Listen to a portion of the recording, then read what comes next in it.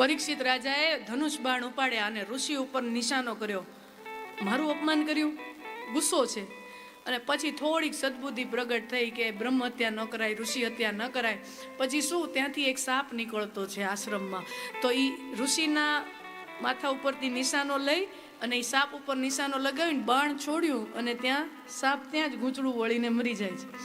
પછી એ મરેલા સાપને એ બાણથી આમ ઉપાડી ઋષિના ગળામાં પહેરાવી અને પરીક્ષિત રાજા ત્યાંથી નીકળી જાય છે.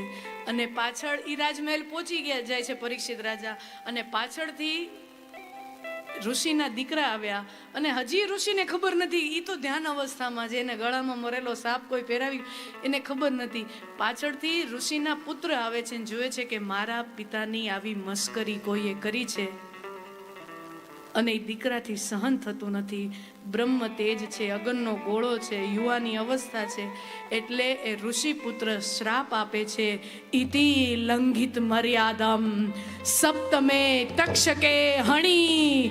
જેણે મારા પિતાનું આવું અપમાન કર્યું છે, જેણે આવું મર્યાદાનું ઉલ્લંઘન કર્યું છે, એનું આજથી બરાબર 7 દિવસ પછી એનું મૃત્યુ નિશ્ચિત હો. 7 દિવસ પછી એનું મૃત્યુ નિશ્ચિત થાય. પરીક્ષિત રાજાને પાછળથી ખબર પડે છે કે મારું મૃત્યુ 7 દિવસ પછી છે. રાજપાઠની, પરિવારની, ધન દોલતની, રાજવૈભવની, સિંહાસનની બધી આસક્તિ એના મનમાંથી ઉતરી જાય છે અને રાજ સિંહાસન પોતાના ઉત્તરાધિકારી જન્મ જઈને સોંપી અને પરીક્ષિત રાજા પહોંચી જાય છે ગંગા કિનારે.